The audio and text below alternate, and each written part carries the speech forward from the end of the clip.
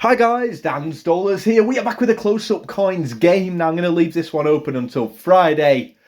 Is it simple? Have I tricked you? Well, here we go. All you need to do with the first 5 coins is comment the commemorative design on them. Coin number 6, all you need to do is comment its face value. It really is as simple as that, you say. Don't think I've tricked you this time. Last time I got you with an absolute beauty. A lot of people going for the Gruffalo coin when it was a dinosaur coin.